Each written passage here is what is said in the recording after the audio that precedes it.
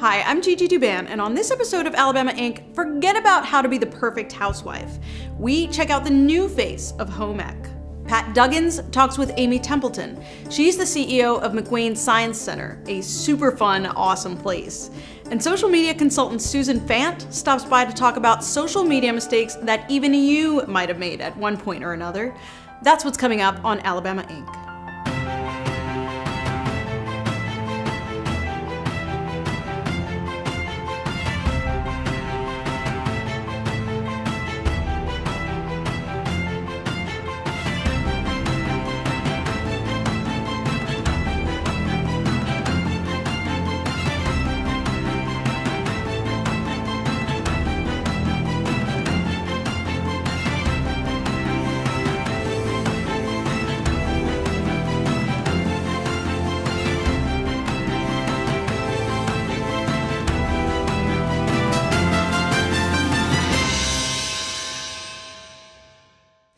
Remember home ec, when you had to take the baby home for a few days and not starve it? Or when they taught you how to balance a checkbook with what was that thing called? Oh yeah, a check register. Well, a little of that's still around, but a lot more has changed since then. Now, Mother can teach us how to keep house and cook and sew and everything we'll need to get by on. But I don't want to just get by. If I'm going to be a homemaker the rest of my life, I want to know what I'm doing. Ah, the ins and outs of running a household.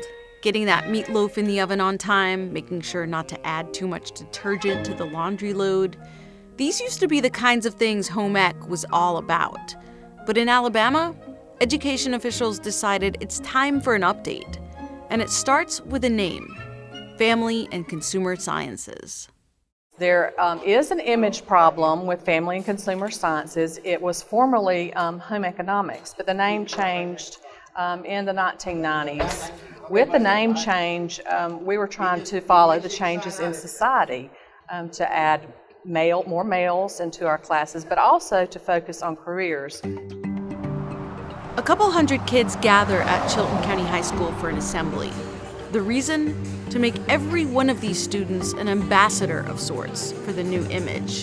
To say, hey, this isn't the same home ec anymore. There's so many people out there that still believe that we handle babies and that we do cooking and we do sewing, but there are so many other things that we do now, and you know that. The problem we have is that there's a lot of people out there who do not know that. So what's different? There's a lot more focus on entrepreneurial skills. How do you develop a new product? How's it designed and marketed? They work on everything from dresses to beef jerky. Our concerns were that most snack foods are unhealthy and they don't contain enough nutritional value. Our goal was to create a snack that was healthy, delicious, and included at least one vegetable ingredient. So far, so good. Take Miriam Turner's home ec class at Leeds High School. She had a student who monogrammed for fun. Then she found ways to make a little money out of it. I actually have a student that last year graduated, and she actually does monogramming and things like that for a business, like a side business. So wow, she's actually formed a little startup of her own. She has, yes. She actually bought the same machine that we have.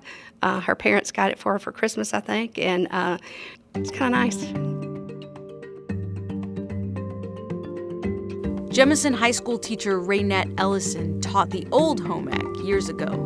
Now she teaches the new stuff. So about how many kids do you have in your class at? In my classes at Jemison, I have about 30. 30 kids. And I have 5 kitchens in my classroom.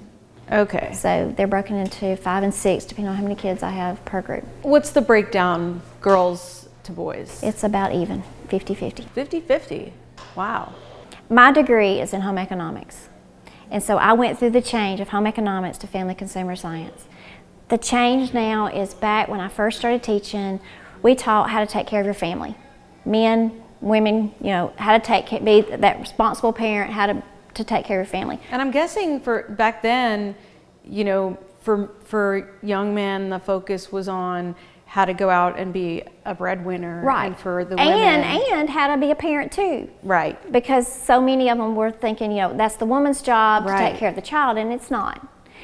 now we're geared more and concentrating more on how to unite that career with that family. Because everybody's working. Right, everybody's working or wanting to work or trying to work, get a job, and you've still got your family to feed, to take care of sick kids, to take care of all the needs that needs to be met, and teach these kids how to juggle your family and your career and still be sane doing it and do it effectively.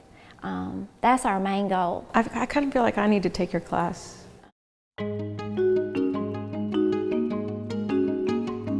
Some other folks that we've talked to have mentioned that the image, the perception of family and consumer sciences is a problem. Have you experienced that at all? Now, you always do have people that will say it's just fluff, you know. Or an easy A. Yes, an easy A. But, you know, my answer to that is if it's just fluff, why is the math teacher teaching my curriculum?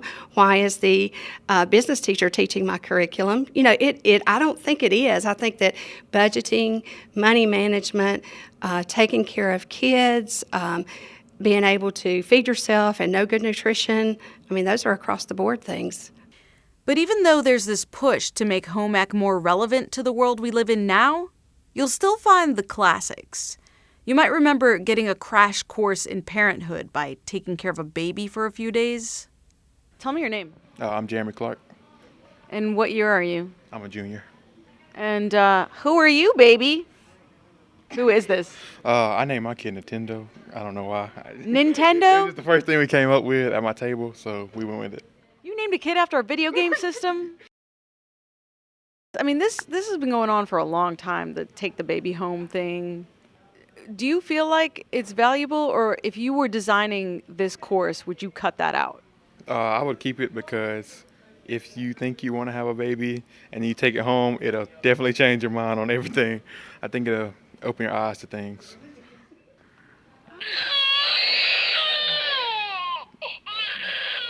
That's what you had to hear. That is loud. Yeah, I told you. What do you have to do to make it stop? Make it stop! You gotta like rock it and find its need.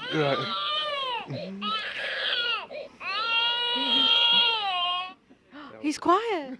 Yes, and that was the easy part. Like, if you break his neck, it's an automatic F, right, Miss Turner? If you break his neck? Yeah, if it goes back like that. So. That's harsh. Don't you think that's overly harsh? I mean, breaking a baby's neck, really. I mean, it happens.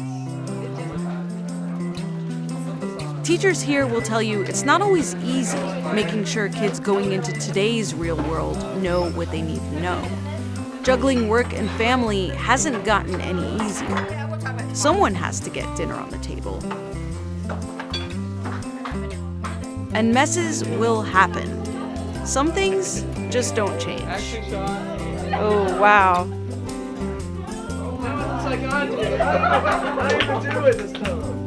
Smells like burnt caramel. All right, who's getting an F now? Coming up next on Alabama Inc. Instead of trying to fight that the kids are looking at their iPads or their iPhones, let's use those iPads and iPhones here.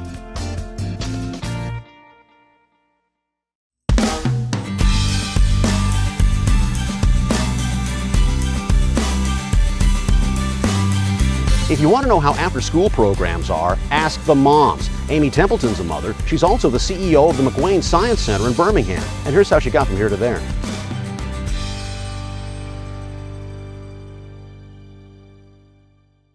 Before we started talking, I had to go off and put on a necktie, and so I snuck into the men's room to do that.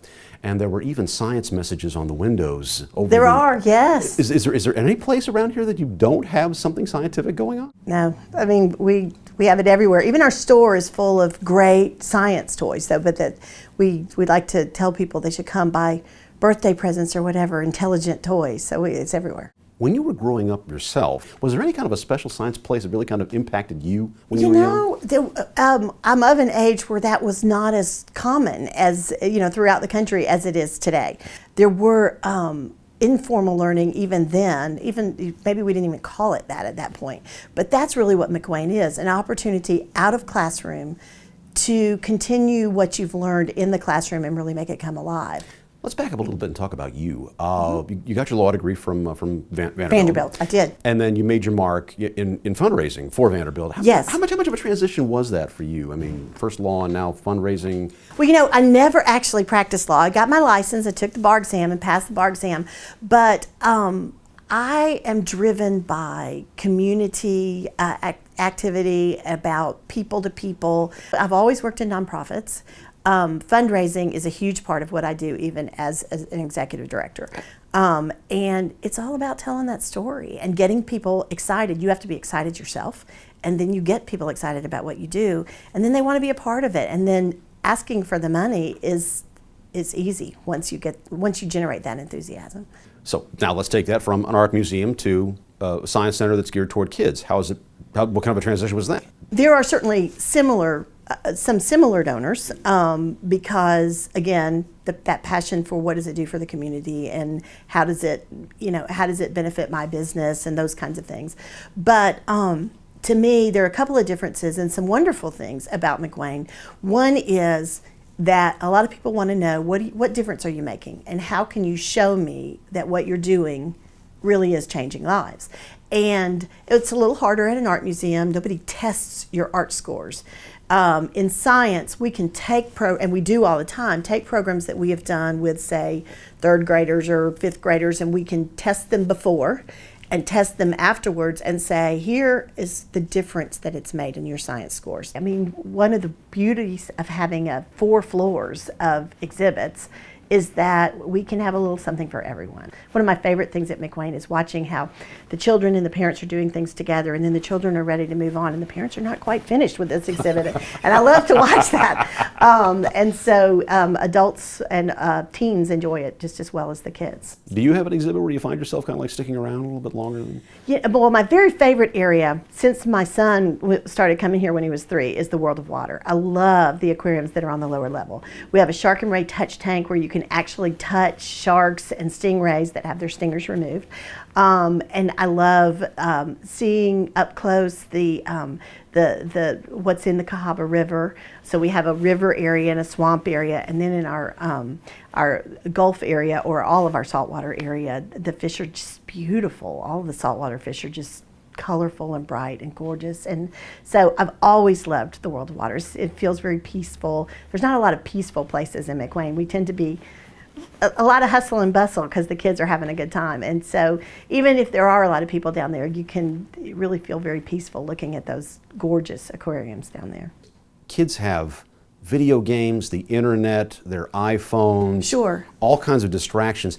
How do you, in a science center where kids actually come and go to do things, how do you keep the wow factor going?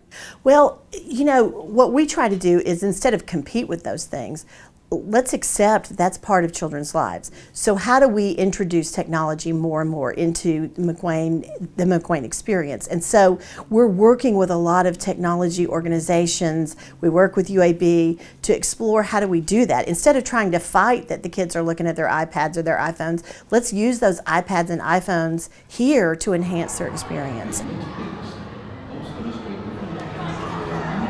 So most museums you go and you look and you enjoy, but in this room we're just, we're wall to wall with nice low tables and nice low stools, so obviously the little folk are supposed to be in here, so what goes on? Absolutely. Everything, we like for everything here to be hands-on as much as possible. And so this is a room where kids can really put their hands on things. They can look through microscopes and they can touch replicas of fossils, and they can put together some models of some fossils, and this is an opportunity for them to explore with their hands. I mean, we feel that that's really important here at McWane, and that we try to do that everywhere on all of our floors. But this is an area, obviously they can't touch the real fossils.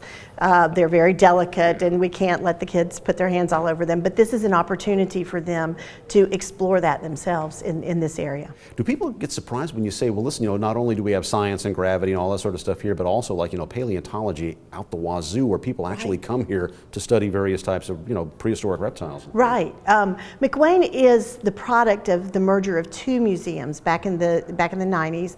One was the Discovery Place, which was a children's museum loosely science, but certainly for young children, and then the Red Mountain Museum, which was a natural history museum.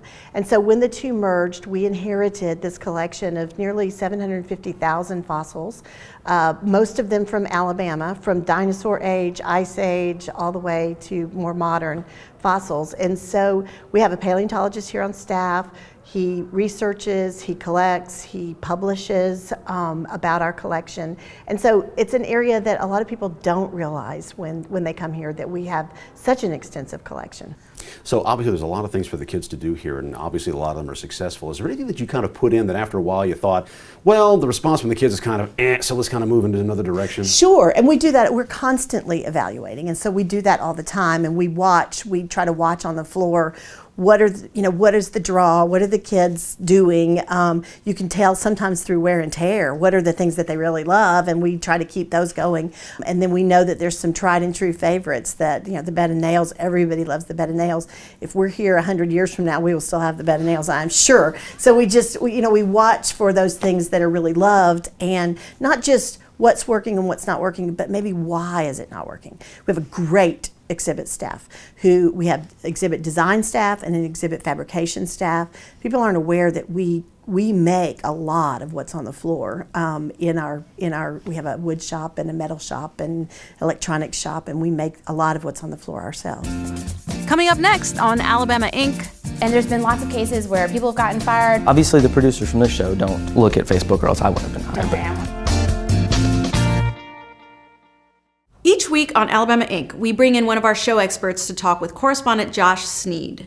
Our expert gives Josh a top 5 list, and Josh takes it from there. This week, Josh chats with social media maven Susan Fant of the Culverhouse School of Business about all those pitfalls that await in the perilous world of status updates and tweets. In addition to telling our mothers about Facebook, we've all made mistakes in social media. Well, our expert Susan Fant is here today to tell us when to keep our fingers off the post button. It's hashtags and selfies today on the Alabama Inc. Countdown.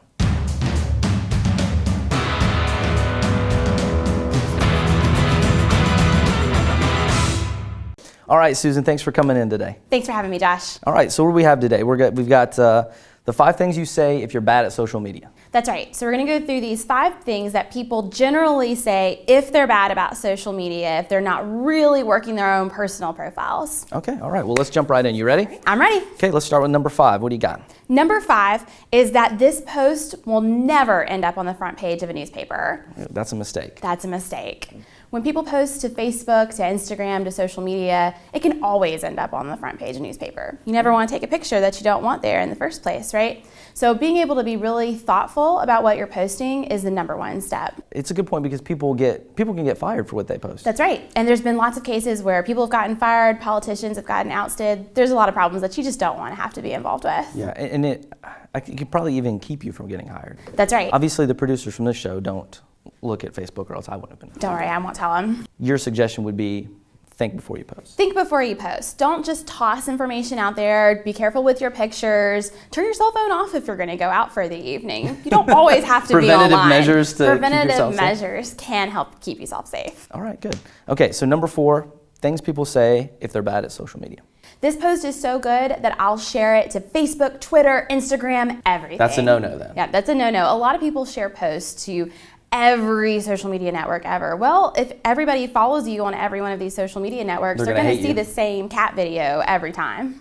Right, hey, and there's nothing wrong with cat videos. There's nothing wrong with cat videos. However, if someone sees it 5-6 times, you got to spread up your cat videos. Right, change it out. Maybe have like one designated part of social media just for your cat videos. Exactly. Okay, all right, good. So the number 3 thing to say that you say if you're bad at social media. Number 3 thing to say if you're bad at social media is I'm just going to text post. So not adding any images, just text only. God, could you imagine? That's horrible. If I never put this out there? I know. Nobody would ever know how much, you're a star. Nobody would ever know. That's ridiculous. It won't work. You're right. One of the things that I taught in my classes is that if you add a compelling image, people are more likely to engage with it. So one of the things that I did as an experiment is I took a picture of some tulips from the Birmingham Botanical Gardens. They're beautiful tulips on a spring day. I posted it and tweeted it at James Spann, who tends to post really pretty pictures. Again, when he reposted it, it got picked up by Good Morning America, and it was posted on Good Morning America the next day. So it really shows the power of pictures and text together. Right. All right. So the number 2 thing that people that are bad at social media say. I've had a really bad day, and I'm going to post it everywhere. Yeah, that's a rough one, right? It's a rough one. So you want to try to stay positive on social media. Now, you can be sometimes negative. However, staying positive is really the goal. And when people do post things that are negative, I mean, do you suggest they kind of stay away from their personal life when they're posting something like that? I do sometimes. I mean, sometimes it's good to be able to reach out to friends and family in times of need, but sometimes those can be more personal posts that are better for an email or for a private message. Really, with big facing social media where you're talking to lots of people, unless you want lots of people to know about it, you try to keep it positive. Right. Just keep it positive. Keep it positive. All right, good. All right, so here we are, number 1. All right. Number one thing people say when they're bad at social media. The number one thing that people say when they're bad at social media is, why do I even need to post? Really? Yep. Okay. So a lot of people will post something in June and then won't post again until October. You really need to have consistent posting going on if you're going to be a participant in social media. Yeah, I mean, if you're interested in, being involved in getting people following you and things like that, I mean, you want to kind of keep a consistent post. Exactly. So let's say someone has a page for their favorite volunteer charity work. If they're not posting consistently, people may think that that's not even happening anymore. So it's really good to keep things updated. Yeah, and even if it's like events, behind the scenes type stuff, I mean, they can, it really helps to keep it up to date, right? That's right. Well, and audience members, and that's what we kind of call people that are out in the world looking at social media posts. Yeah, they get really excited when they see behind the scenes, when they see that things are happening and going on, and you can really get people engaged and involved in what you want to do if you keep the posting. So I generally tell people to post 2 to 3 times a week. Okay, that's reasonable. It's reasonable. That's not too much. That's not too much. Okay, well, I appreciate you coming in. That's good. That's the top 5 things that people say if they're bad at social media. Absolutely. How do you think we did? We did pretty well? I think we did pretty You well. gonna tweet about this? I will. If we can avoid this, it'll be all good. All right, these are good tips. We appreciate it. Thanks so much, Josh. All right. That's our show for this week. Be sure to follow us on Facebook and Twitter. Keep up with the stories we're working on and tell us what you think. I'm Gigi Duban, and we'll see you next time on Alabama Ink.